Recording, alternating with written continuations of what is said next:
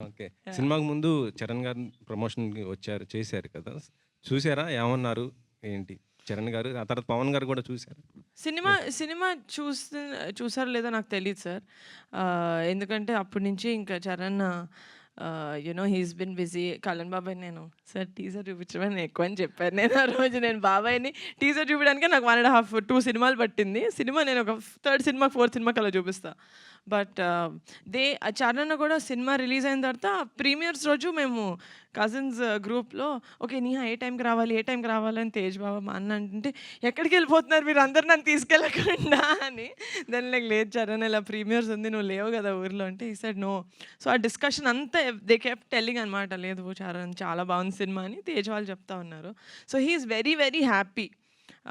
అది వాళ్ళు సినిమా ఫుల్‌గా whenever they have time they can see it. నాదే సినిమా కాబట్టి నేను క్యూబ్ ఇచ్చి వాళ్ళకి చూపిస్తాను. But just they are very happy sir that నేను ఏదైతే చెప్పానో అది చేసావమ్మా సూపర్ అని చెప్పి. నిహారిక గారు. మొన్న అన్నయ్యతో బరీ ఓపెన్ చేశారు కదా! అది ఎప్పుడు, అంటే ప్లానింగ్ ఏంటి? Release Sankranti sir. సంక్రాంతినా? Sankranti 27. Oh! Niharika garu, first of all congratulations అండి. Thank you. సో బాగా సక్సెస్‌గా రన్ అవుతుంది మొత్తం థియేటర్స్ అన్నిటిలో కూడా. సో బేసిక్‌గా ఏంటంటే పింక్ ఎలిఫెంట్ పిక్చర్స్ నుంచి నిహారిక గారు బ్యానర్‌లో వస్తుందంటే ఒక సినిమా అండ్ మీ ప్రొడక్షన్‌లో చాలా అగ్రెసివ్‌గా ఉంటాయి ప్రమోషన్స్ అనేవి. సో ఏంటి ఈ ప్రమోషన్స్ చేయడానికి గల సీక్రెట్ ఏంటి? అసలు ఇంత అగ్రెసివ్‌గా అంటే సినిమా సక్సెస్ అయిన తర్వాత కూడా ఇంకా థియేటర్స్ అన్ని విజిట్ చేయడం, వెళ్ళడం ఏంటి ఇంత ఎనర్జీ ఎక్కడి నుంచి వస్తుంది? సీక్రెట్ ఏంటి దానికి? ఎనర్జీ మీ ఆడియన్స్ నుంచే వస్తుందండి. అంటే పోస్ట్ రిలీజ్ అయితే it's definitely from the audience. వాళ్ళు చూస్తున్నారు. ఓకే. మనం 100 అనుకున్నాం. 70 మంది దాకా చూస్తున్నారు. ఆ 30 మందిని మనం లాగేద్దాం అని చెప్పి that is the only thing. And ముందైతే కమిటీకి గానీ, రాకాసాకి గానీ it was a collective team effort. Nothing else. నేను ఒక్కదాన్ని సినిమాని ముందుకు తీసుకెళ్తాను అనుకుంటే I wouldn't have done that. It's my actors, it's my directors, it's my production team, it's my PRs, my marketing guys, everyone's collective effort and brain. So back to back సక్సెస్‌లు వస్తున్నాయి. ఆ committee కుర్రాళ్ళు ఇది. So మీ మీద expectations అనేవి పెరుగుతాయి. మీరు తీసుకునే స్టోరీ మీద గాని దాని మీద. సో నెక్స్ట్ బరీ అది ఎట్లా ఉండబోతుంది? ఏంటి అసలు దాని గురించి? బాగుంటుంది. ఒక్క లాస్ట్ క్వశ్చన్ తీసుకుందాం. యా మేడం, మొన్న ఇంటర్వ్యూలో చూశాను వెన్నెల కిషోర్ గారు సెకండ్ డే నుంచి బ్లాంక్ పేపర్తో వచ్చాను. అలాగే బ్రహ్మాజీ గారు కూడా చెప్పడం, ఫస్ట్ రోజు ఏదైతే చెప్పారో సెకండ్ డే నుంచి సరెండర్ అయిపోయాం. ఏంటి వాళ్ళ మీద వాళ్ళు ఇంప్రూవేషన్లో చాలామంది డైరెక్టర్ చూస్తూ ఉంటారు, వాళ్ళు ఎలా ఇంప్రూవేషన్ చేస్తారు, వాళ్ళకి సీన్ పేపర్ చేసిన తర్వాత వాళ్ళు ఎలా చేస్తారు అని చాలామంది డైరెక్టర్స్, యంగ్ డైరెక్టర్స్ చూస్తుంటారు. అటువంటిది మీరేంటి వాళ్ళ మీద నమ్మకం లేకపోతే మీరు వాళ్ళు చేసింది ఎందుకు ఒప్పుకోవట్లేదు? అయ్యో! అంటే మెజారిటీ శాతం ఒప్పుకోలేదు అని అన్నారండి. అంటే అందరు యాక్టర్స్ చాలా బిజీ ఉంటారు కదండీ. వాళ్ళందరూ వేరే స్టోరీస్‌లో కూడా ఉంటారు. ఆ సిట్యుయేషనల్ ఇంప్రూవైజేషన్ చేసినప్పుడు కథలో కూర్చుంటే అందరం హ్యాపీ ఫీల్ అవుతామండి. కొన్ని అంటే మన ఆ ఫ్లో ఏదైతే ఉంటుందో ఆబ్వియస్లీ అది ఒక డైరెక్టర్‌కే తెలుస్తుంది. స్టార్టింగ్ నుంచి ఎండ్ వరకు ఫ్లో ఏదైతే ఉందో అలాంటివి ఏవో చిన్నవి వర్కౌట్ అవ్వకపోతే ఇది బాగుందండి చాలా, కాకపోతే కొంచెం కథలో కూర్చోకపోవచ్చు అనే డిస్కషన్లో అలా అనుకొని చేసింది నేను అంతే. వాళ్ళ మీద నమ్మకం ఏం లేకుండా. లేదండి, అందరూ స్పెసిఫిక్గా చెప్తున్నారు. ఆవిడకి ఏం కావాలో చెప్తున్నారు. సెకండ్ డే నుంచి మేమేం చేయలేకపోతున్నాం, ఆవిడ ఏది చెప్తే అదే అని చెప్తుంటే నో వాళ్ళందరూ నాకు అది వాళ్ళు ఏ ఉద్దేశంతో చెప్తున్నారంటే అండి, డైరెక్టర్కి వాళ్ళు ఇచ్చే రెస్పెక్ట్ అది first of all. And second of all నా కథ మీద ఉండే ఇష్టం, ఆ కథ మీద ఉండే క్లారిటీ గురించి వాళ్ళు ఎంఫసైజ్ చేస్తున్నారు అంతే తప్ప ఇంకేం లేదండి. సంగీత్ గారు సార్ జస్ట్ చిన్న పాయింట్ చెప్పండి సార్. సార్ అంటే ఆవిడ ఓన్లీ సీనియర్స్ అన్నారు కదా సార్, ఈవెన్ నేను కూడా డే 1 నుంచి ఇప్పుడు మీకు తెలుసు, నేను సీనియర్ పక్క ఉంటే మేము చెలరైపోతాం, ఏదో చేస్తుంటాం. సో ఆవిడ వాళ్ళని కాదు నన్ను కూడా చాలా షీ హ్యాడ్ టు సార్. ఆవిడకి నేను డే 1 ఇంటర్వ్యూలో ఒక చోట చెప్పాను సార్, అట్మోస్ట్ క్లారిటీ ఉన్న డైరెక్టర్ సార్ ఆవిడకి ఏదన్నా సరే కథలో ఉండాలి సార్.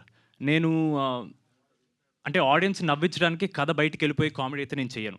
ఆవిడ డే 1 అది రూల్ పెట్టుకున్నారు సార్. అండ్ చాలాసార్లు నాకే అరే ఏంటి ఎందుకు ఇలా ఆపారో నాకే అనిపించింది సార్. బట్ నేను డబ్బింగ్లో ఫ్లోలో చూసినప్పుడు సార్ చాలా ఇంపార్టెంట్ సార్, ఒక సినిమా టోన్ మెయింటైన్ చేయడం చాలా ఇంపార్టెంట్ సార్. మనకి అప్పటికప్పుడు ఫన్నీ అనిపించదు సార్, కానీ ఫ్లోలో ఇలాంటి ఒక ఫ్యాంటసీ కామెడీలో స్టేక్స్ పడిపోకుండా కామెడీ చేయడం చాలా కష్టం సార్. ఎందుకంటే మేము ఇంత బడ్జెట్ పెట్టి ఆ విఎఫ్ఎక్స్ చేసి రాకాస అనే ఒక రాక్షసుడికి ఆ ఒక స్టేక్స్ అనేది బిల్డ్ చేయకపోతే సినిమా పడిపోతుంది సార్. సో ఆ ఒక్క విషయం వల్ల she had to be very strict with all of us and we are very grateful. మీరు ఇప్పుడు వాళ్ళంతా ఆపేమన్నారు, బట్ సీను గారికి, బ్రహ్మాజీ గారికి, కిషోర్ గారికి ఎంత మంచి పేరు వస్తుంది సార్ సినిమా మీద. Everything because of her. ఇప్పుడు ఇందాక చెప్పాను సినిమా నేను ఇప్పుడు కథ నా మీద పెట్టింది ఆవిడ, నేను ఆవిడ భుజాల మీద ఉన్నా. She is carrying me, she is carrying everyone. So everything that he's worked in the film is purely because of her clarity and her control over the story, her actors and everything sir. సో ఆవిడ ఆపడానికి కారణం ఈరోజు hit అవ్వడమే sir. ఈరోజు hit అయింది కాబట్టి hit అయింది, ఆవిడ ఆపడం లేదు సార్. సార్ సంగీత్ గారు ఎప్పుడైనా క్వశ్చన్ అడుగుతామో లేదో లాస్ట్ సెంటెన్స్ లాస్ట్ వర్డ్ దగ్గర నుంచి పంచి స్టార్ట్ అయిపోతుంది మీది. సార్, పంచ్ ఎక్కడ వేసాను సార్ ఇప్పుడు? పంచి కాదు కానీ సమాధానం కానీ ఇది ఇన్బిల్టా? బాబాయ్ గారు, పెదనాన్నగారు కానీ, నాన్నగారు కానీ, అన్నయ్య కానీ లేదు సార్, ఇన్బిల్ట్ చిప్ ఉంటుందా? నేను మాట్లాడడం saying in a very fun positive way. అదేం లేదు సార్. అంటే సార్ చిన్నప్పుడు వాసిపోసారేమో సార్, నా వావిడ ఎక్కువ నాకు. ఈజ్ ఎన్ ఓవరాల్ ఎంటర్టైనర్, అందుకే ఇక్కడ. నిహారిక గారు, మ్యామ్ ఇండస్ట్రీలో మంచి కథలు ఒక్కోసారి ప్రొడక్షన్ హౌస్ బిజీగా ఉన్నప్పుడు చాలా మంచి కథలు వెళ్తూ ఉంటాయి, చాలా ప్రొడక్షన్ హౌస్కి వెళ్తూ ఉంటాయి. ఒక్కోసారి వాళ్ళు బిజీగా ఉన్నప్పుడు పింక్ ఎలిఫెంట్కి కథలు పంపిస్తూ ఉంటారు. చాలా మీ సర్కిల్లో మీకు అట్లా ఎలా చూజ్ చేసుకుంటారు, ఎలా సెలెక్ట్ చేసుకుంటారు? ఎందుకంటే ప్రతి నెల చాలా నెంబర్ ఆఫ్ కథలు వినాల్సి వస్తాయి. చాలా కథలు మీరు కానీ సార్ కానీ చాలా కథలు వినాల్సి వస్తాయి. ఇవి అన్నింటిలో చాలా మంచి కథలు వస్తూ ఉంటాయి. ఒక్కోసారి మంచి కథ వస్తుంది, చేసే అవకాశం ఉండదు. రాకాస టైంలో కూడా చాలా కథలు వచ్చి ఉంటాయి. వీటిలో ఎలా జడ్జ్ చేసుకుంటారు? పర్టికులర్గా పింక్ ఎలిఫెంట్కి ఏమైనా టీం ఉందా? ఎలా సెలెక్ట్ చేస్తారు? టీమ్ డెఫినెట్గా ఉందండి. We have a content team. వాళ్ళు ఫిల్టర్ చేస్తారు. మేము నెక్స్ట్ ఏం అనుకుంటున్నాం అంటే ఉంటుంది కదా, మేము కొంచెం ఇలా చూస్తున్నాం, ఇవైతే వద్దు, లెట్స్ నాట్ ఎంకరేజ్ దెమ్, వాళ్ళు ఇంకెక్కడైనా ట్రై చేసుకొని ఇవ్వండి అని.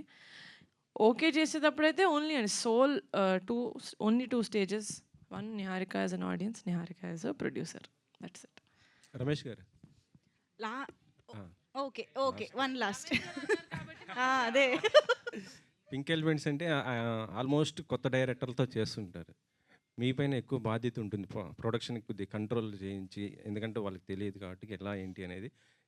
మీరు ఎలా చూస్తున్నారు సార్ దీన్ని? కొత్త డైరెక్టర్స్ కదా, ఎట్లా అంటే ఆ ప్రొడక్షన్ కొద్ది కంట్రోల్ చేసుకోవాలి అంటే అంటే మేము ప్రీ ప్రొడక్షన్ ఎక్కువ చేస్తామండి.